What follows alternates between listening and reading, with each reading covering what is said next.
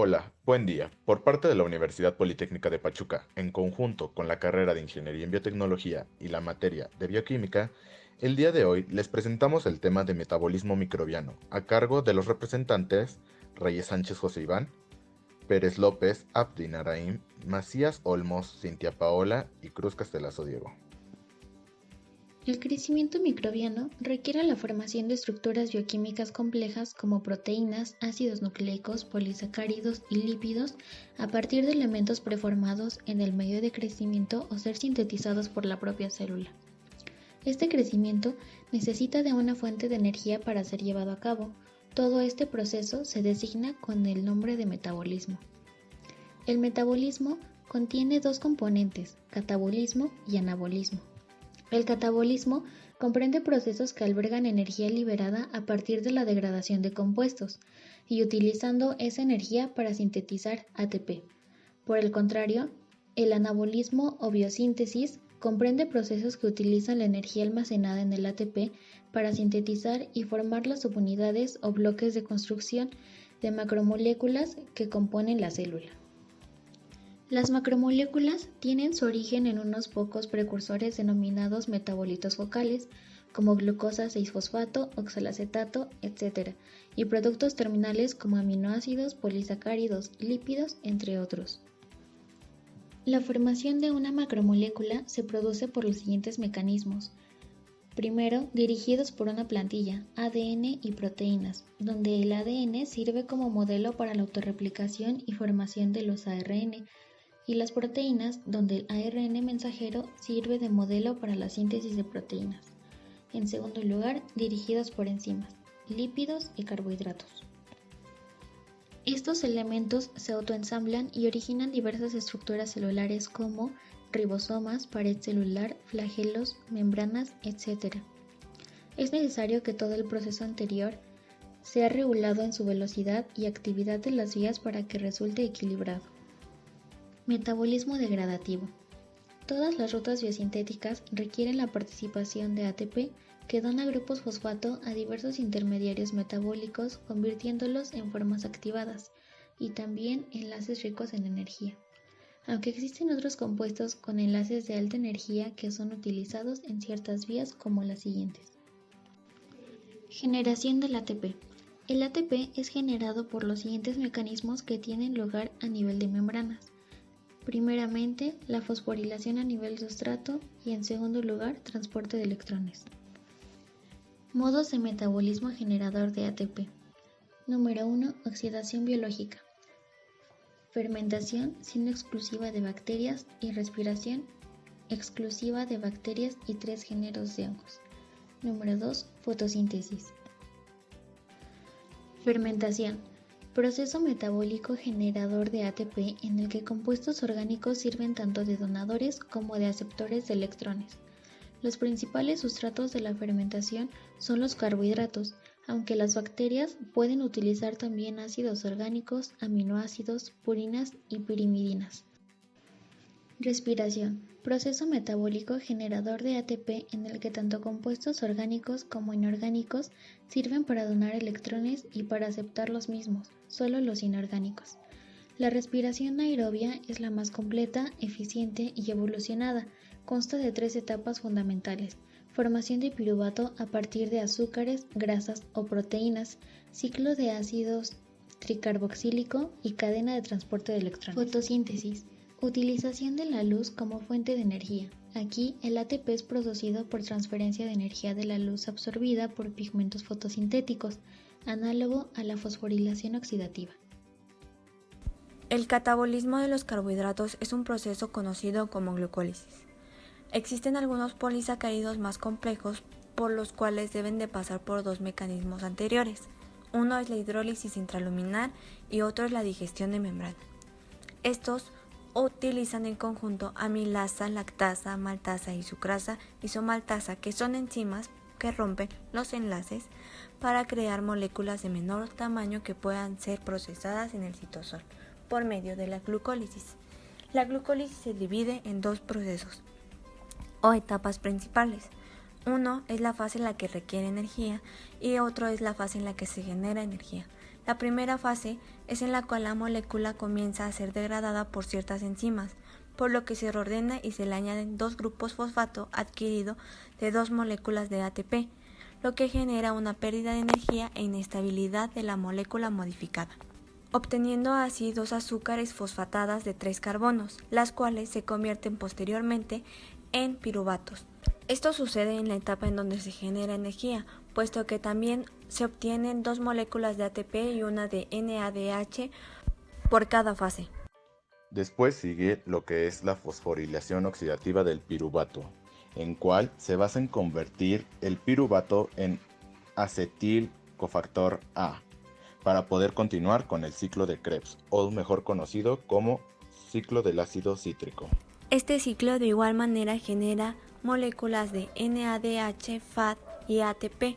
Las moléculas de FADH2 y NADH se trasladan a la cadena de transporte de electrones, las cuales forman un gradiente de protones que a través de la membrana mitocondrial interna promueven la síntesis de ATP por medio de la quimiosmosis, dando por terminado el catabolismo de los carbohidratos.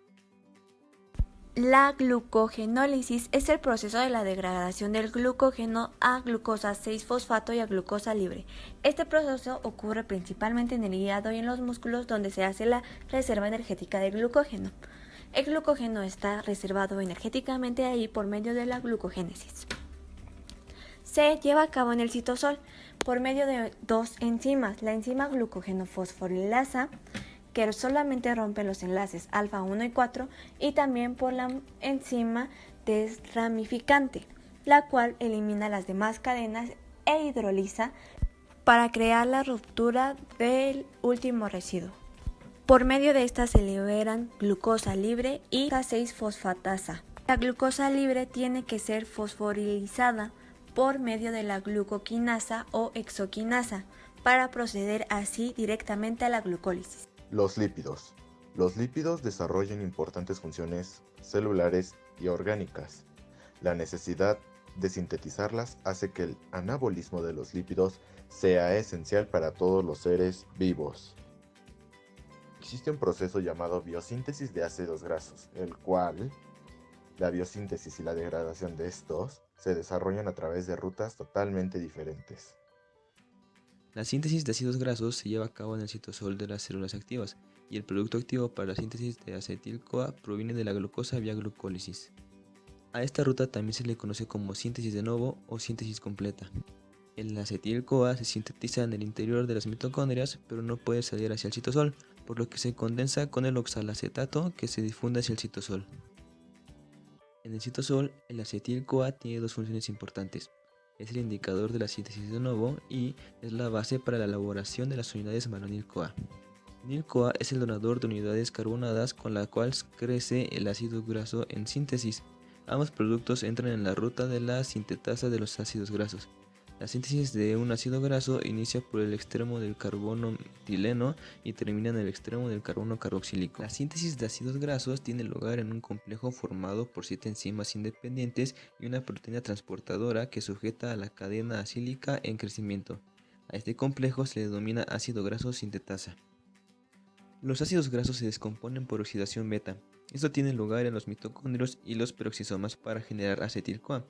El proceso es el inverso de la síntesis de los ácidos grasos. 2 fragmentos de carbono se extraen del grupo carboxilo de ácido. Esto ocurre tras la deshidrogenación, hidratación y oxidación para formar IN-beta ácido acetato. El acetil-CoA se convierte en ATP, dióxido de carbono y agua en ciclo de ácido cítrico, produciendo 106 ATP de energía. Los ácidos grasos insaturados requieren pasos y enzimas adicionales para su degradación. Al ingerir alimentos de origen animal o leguminosas que a su vez fueron expuestos por el ciclo del nitrógeno, se comienza la digestión de las proteínas. Este proceso se divide principalmente en 4 fases: la fase gástrica, la lumen intestinal, intestinal de borde en cepillo y por último la intestinal intracelular. Estas fases se dan en el estómago, en el páncreas, en el intestino delgado. Por medio de distintas enzimas, las proteínas se convierten en polipéptidos y aminoácidos libres. Los aminoácidos sufren un proceso de metabolismo a nivel celular y pueden obtenerse a partir de estos tres productos: nuevas proteínas, biomoléculas o por último se puede crear un catabolismo. En el caso del catabolismo se utiliza el grupo amino y se separa de la cadena carbonatada. La cadena carbonatada puede producir energía posteriormente, sin embargo el grupo amino usualmente se elimina por medio del ciclo de la urea. Para el glutamato se utiliza la desaminación oxidativa, que utiliza la enzima desaminasa, una molécula de agua y una molécula de NAD, lo que genera un cetoácido y un amonio. Para los otros aminoácidos también se crea este proceso, sin embargo para eso antes se debe de agregar al grupo amino un alfa-cetoglutamato para convertir este adecuadamente en el glutamato y poder realizar correctamente la desaminación oxidativa, generando cetoácidos de dos naturalezas, cetogénicos y glucogénicos. Los glucogénicos tienen como objetivo crear glucosa, mientras que los cetogénicos generan usualmente acetilcoenzima A. El anabolismo de las proteínas se basa en que el AR mensajero nos indique qué proteínas necesitamos, mientras que el ARNT las traslade a la posición P, A y E para que las enzimas específicas las junten generando una cadena de aminoácidos y creen una nueva proteína. Ácidos nucleósidos. Los ácidos nucleósidos ingeridos son digeridos con endonucleasas, fosfodiesterasas y nucleósido-fosforilasas. Estos pueden sintetizar nucleótidos de purina y pirimidina de novo. Por esto, las purinas y las pirimidinas no son requeridas en la dieta. Partimos de una alfa-ribosa 5-fosfato. Esta se va a fosforilar al ingresar un ATP que va a dejar dos grupos fosfato y se transformará en AMP.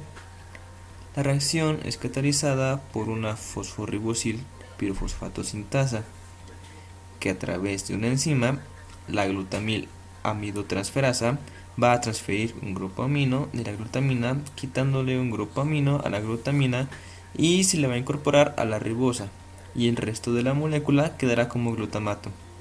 Entonces la reacción quedará como 5-fosfato beta de ribosilamina. Después de esto ingresará un aminoácido que es la glicina y se unirá a esta molécula recién formada, formando así una glicinamida ribosil 5-fosfato. Posteriormente, a través de una formiltransferasa, lo que hará esta enzima es transferir un resto formilo, que tomará a través del tetrahidrofolato, que se va a incorporar a la molécula formando formiglicinamida 5-fosfato. El oxígeno se va a reemplazar por un grupo amino, donde ingresa un aminoácido formado en sí en la misma molécula, formiglicinamida 5-fosfato. A través de una sintetasa se va a producir el cierre del anillo por un proceso de deshidratación, formando aminoimidazol ribosil 5-fosfato. Después ingresa el dióxido de carbono, habiendo un proceso de carboxilación a través de una carboxilasa, formando así un aminoimidazol carboxilato ribosil 5-fosfato. Posteriormente llega otra sintetasa que unirá aspartato a la molécula formando aminoimidazol succinil carboamida ribosil 5-fosfato. Una enzima que es la adenosilsuccinasa romperá el enlace liberando un fumarato. Una vez liberado el fumarato, nos queda la molécula aminomidazol carboxilasa ribosil 5-fosfato. Ingresa otra formiltransferasa incorporando otro resto fornilo, dándonos formimidoimidazol carboxinasa ribosil 5-fosfato. Nuevamente, por un proceso de deshidratación y a través de la enzima IMP ciclohidrasa, se volverá a cerrar el ciclo formando al final inosina monofosfato, que es el IMP, en el cual será la base para sintetizar tanto adenosina como guanosina.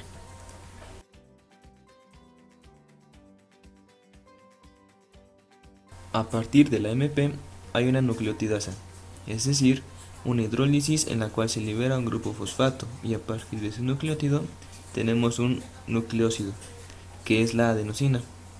Esa adenosina, mediante la adenosina deaminasa, sufre una desaminación por una hidrólisis volviéndose inosina. La inosina, por una nucleosidasa, elimina su ribosa mediante una hidrólisis volviéndose hiposantina. La hiposantina se vuelve santina por la santina oxidasa. Después esa santina por la santina oxidasa pasa a ser ácido úrico. De igual manera, en el GMP hay una nucleotidasa en la cual se libera el grupo fosfato por medio de una hidrólisis formando así guanosina. Luego la nucleotidasa forma una hidrólisis liberándose la ribosa, quedando únicamente guanina. Por una deaminasa ocurre una hidrólisis donde se libera el grupo amino pasando a santina. Esa santina por la santina oxidasa pasa a ser ácido úrico, el cual se excreta en la orina. Se parte a partir de dióxido de carbono más glutamina más ATP.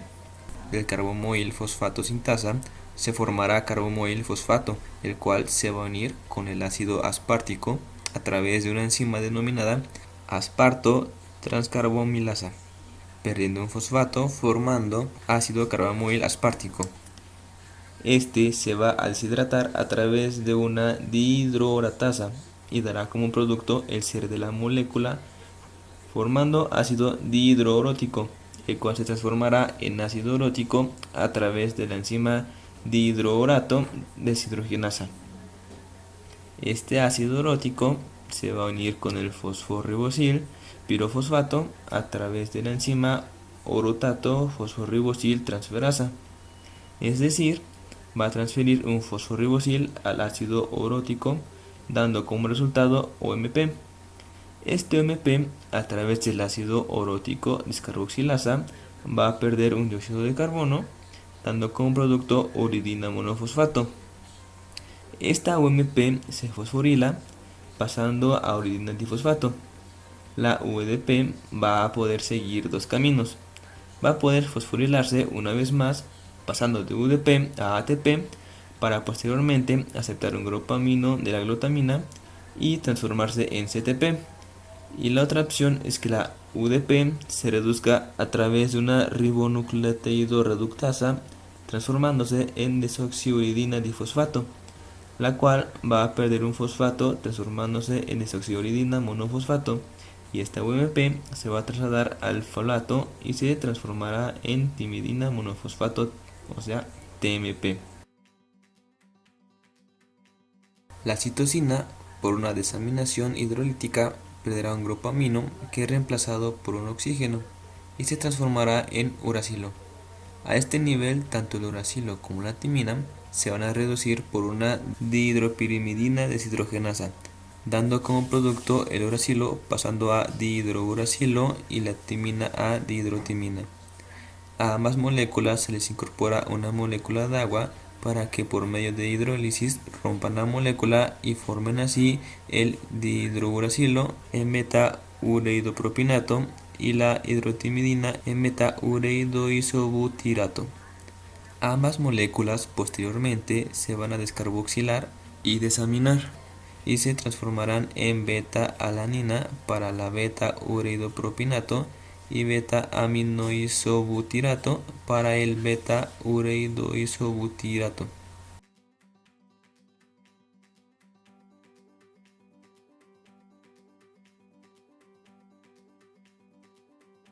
En conclusión, el metabolismo microbiano es importante para la célula, ya que depende de estas funciones para seguir con sus necesidades, como lo es la reproducción y respiración. Estos procesos ayudan al funcionamiento correcto de las células.